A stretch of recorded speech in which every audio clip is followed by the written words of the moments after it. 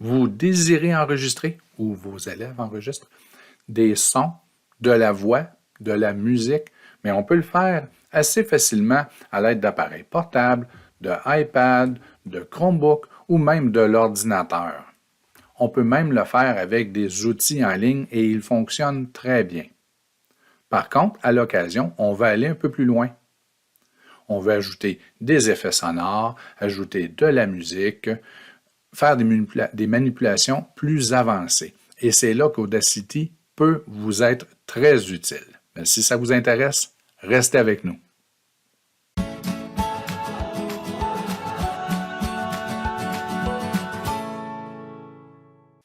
Donc, Audacity vous intéresse? Mais faisons l'essai. On retrouve cet outil sur les ordinateurs. Ils sont même déjà préinstallés sur les ordinateurs du centre de service. Pour vous y rendre, vous cliquez sur Applications pédagogiques et vous allez voir Audacity dans la liste. Une fois ouvert, ça va ressembler à ceci. Donc, évidemment, avec aucun fichier d'ouvert, c'est à ceci que ça va ressembler et nous allons faire un tour rapide de l'interface. Faites à noter, il ne s'agit pas d'un tutoriel en profondeur sur Audacity. On va voir 3 ou 4 fonctionnalités de base qu'on peut utiliser et c'est à peu près tout. Donc, on va essayer de faire ça le plus rapidement possible. Allons-y avec l'interface. Vous retrouvez ici dans le coin supérieur gauche les boutons pour enregistrer, écouter ce que vous avez enregistré, stop, retourner au début, à la fin et faire pause évidemment. Vous avez ensuite des outils de manipulation sur le fichier qu'on retrouvera dans la ligne du temps. Vous avez les niveaux lorsque vous enregistrez. Vous allez voir la puissance du signal qui est envoyé au microphone. Généralement, lorsqu'on enregistre de la voix, on essaie de viser entre moins 18 et moins 6. Chose certaine, on ne veut jamais se rendre à 0, car 0, c'est le plus fort qu'on peut aller. Et si on dépasse 0, il y aura de la distorsion. Et en bas de moins 18, c'est vraiment trop faible le son. Vous avez ici le réglage de la puissance de votre microphone, des haut-parleurs, et vous pouvez ensuite choisir, si vous en avez plusieurs, le microphone que vous allez utiliser et le système de sortie. Moi, j'utilise les haut-parleurs de l'ordinateur. Au bas, vous avez les caractéristiques du fichier qui sera créé. Donc, je pourrais enregistrer un fichier directement ici, mais là, je ne le ferai pas parce qu'enregistrer dans un enregistrement, ce n'est jamais une bonne idée. J'ai au préalable préenregistré. Imaginez que j'ai fait enregistrer et fin, et c'est le fichier que j'ai obtenu. Maintenant, nous pouvons écouter ce que ça va donner. Maintenant que j'ai presque terminé, je vous souhaite une bonne journée et en espérant que vous apprécierez la facilité d'utilisation de ce logiciel. Vous avez peut-être entendu ou remarqué, il y a beaucoup de bruit de fond et lorsque je parle, on dépasse rarement moins 24 quand, dans le meilleur des mondes, j'aimerais me rendre entre moins 12 et moins 6, donc dans les alentours de moins 10. Donc, on va en profiter et on va améliorer notre fichier. C'est à ça que ça sert Audacity. Audacity nous permet d'enregistrer, de modifier et ensuite de sortir un véritable fichier son. Donc, allons-y avec quelques-unes des fonctions que l'on peut utiliser. Bien, premièrement, il y a l'outil de découpe, ici, de sélection.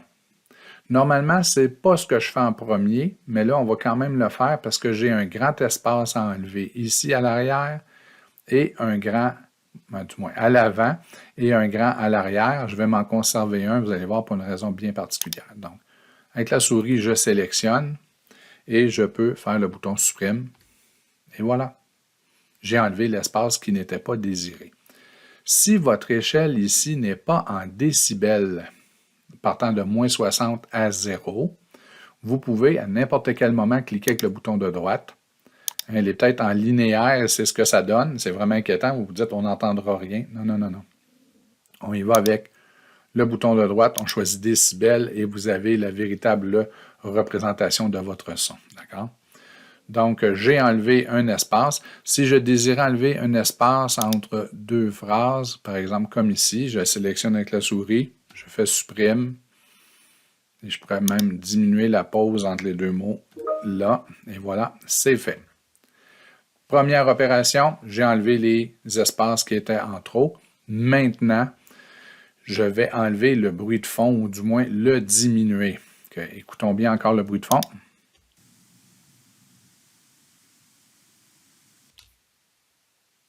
Il y a beaucoup de bruit de fond. Donc, allons-y.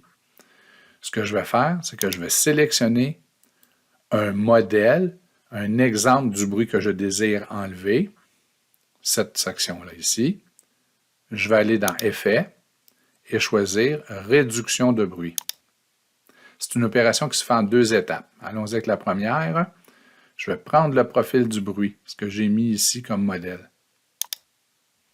Et voilà. Là, il n'y a rien qui s'est passé encore. On a juste indiqué à Audacity c'est quoi qu'on voulait enlever. Maintenant, je vais choisir le fichier en entier ou la section sur laquelle je désire enlever le bruit de fond. Donc, je fais CTRL-A ou je pourrais venir ici dans Sélectionner tout. Et là, je vais retourner pour une deuxième fois dans Effets, Réduction de bruit.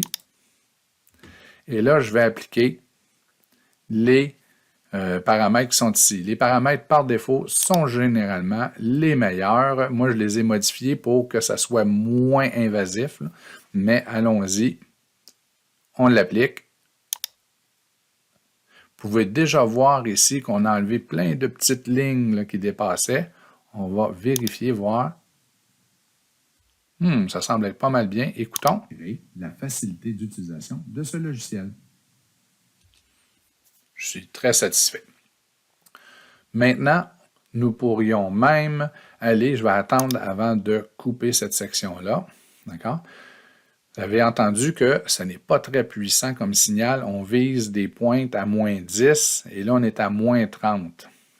Donc, regardez bien ce que je vais faire. Je vais choisir le fichier en entier, CTRL-A ou sélectionner tout. Et dans Effets, je vais choisir Normaliser.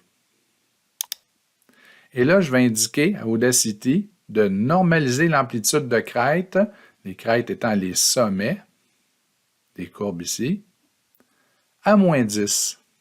Donc, allons-y. Donc, il va prendre le point le plus fort de mon enregistrement, l'amener à moins 10 et le restant va être proportionnel. Ah! Oh là, par contre, on vient de voir ce qu'on a fait au bruit de fond. Ça se peut que le bruit de fond soit de retour. Vous apprécierez la facilité d'utilisation de ce logiciel. Hein? On entend que le volume est beaucoup plus intéressant, mais que maintenant, il y a le retour du bruit de fond. Donc, on pourrait enlever le bruit de fond uniquement une fois la normalisation faite, mais je vais sélectionner ce que je vais enlever. Je vais choisir Réduction de bruit.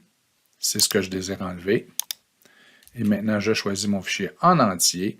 Effet, Réduction de bruit. Validons.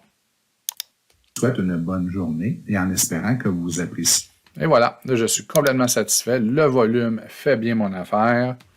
Il n'y a plus de bruit de fond. J'ai enlevé mes espaces que je désirais enlever. Des fois, des bruits de bouche, on peut les enlever complètement. Et je pourrais même, si je le désire, ajouter une musique en fond. Donc, j'ai ici un fichier que je vais traîner ici. Il va ouvrir une nouvelle piste. Oh, ça semble être très fort. Allons écouter. Et en espérant que vous appréciez. C'est beaucoup trop puissant, on s'entend. Donc, ce que je pourrais faire, c'est évidemment, je pourrais choisir mon fichier ici en entier, normaliser peut-être à moins 30, moins 40, c'est possible, oui. Mais ce que je vais faire, je vais simplement choisir l'outil de modification des niveaux. Modifier le niveau comme ça ici, à peu près. Je reprends mon outil de sélection. On va faire un petit test. Une bonne journée et en espérant que vous apprécierez la facilité d'utilisation de... Wow, c'est direct ce que je voulais. C'est exactement ce que je voulais. Je vais effacer ce bout-là. Je vais utiliser mon outil Loop pour remettre le tout à la grandeur de l'écran. Ah. On pourrait même ici effacer ceci. Parfait. Là, on pourrait faire une fin en fondu. Évidemment, on peut faire ça avec Audacity, même chose au départ, mais là, le but, c'est de terminer la capsule le plus rapidement possible. Donc, écoutons. Je vous souhaite une bonne journée et en espérant que vous apprécierez la facilité d'utilisation de ce logiciel. On peut voir qu'on sera en moins 12, c'est en masse proche, c'est ce que je visais environ, les pointes à moins 12 et le texte qui est parlé entre moins 18 et moins 12, je suis parfaitement satisfait. Ben maintenant, il ne reste qu'à enregistrer notre projet et créer notre fichier MP3. Donc, allons-y, fichier, sauvegarder le projet, on enregistre le projet, on lui donne un nom. C'est important, il faut bien comprendre que le projet ne peut pas être joué sur Internet. Hein, c'est l'ensemble des fichiers, des modifications qu'on a fait. Donc, ça nous permet de l'enregistrer sur l'ordinateur. Et la prochaine fois, si on désire continuer à modifier le fichier, on pourra le faire. Maintenant, on désire créer la dernière étape, le fichier MP3 ou .wave pour envoyer sur Internet ou pour faire jouer à partir d'un appareil mobile ou d'un ordinateur. C'est là qu'on va le faire. On va dans Fichier, Exporter. On vous suggère de choisir MP3. C'est définitivement le type de fichier le plus à la mode. On choisit le MP3. Allons-y, on enregistre. On vous avertit que vous ne pourrez plus modifier. Hein, tout va être comme soudé dans un seul fichier. C'est ce qu'on veut. On entre l'information si on désire le faire. Et voilà. J'ai maintenant mon fichier Audacity qui a été créé. Et si je reviens ici, on va le faire jouer. Regardez. Je fais jouer dans VLC. Maintenant que j'ai presque terminé, je vous souhaite une bonne journée et en espérant que vous apprécierez la facilité d'utilisation de ce logiciel. On a réussi. Donc, on a enlevé le bruit de fond, on a enlevé les séquences qu'on désirait enlever. Ensuite, on a normalisé le signal, on a même enlevé le bruit de fond une deuxième fois. On a ajouté une trame sonore. Ce sont toutes des opérations qui ne sont pas obligatoires, mais qu'Audacity nous permet de faire. Et à la fin, en terminant, on vient ici, on enregistre le projet et ensuite, toute dernière étape, on exporte en MP3 ou en .wave le résultat final pour ajouter à votre présentation ou à votre podcast. Bon enregistrement, amusez-vous bien. À la prochaine.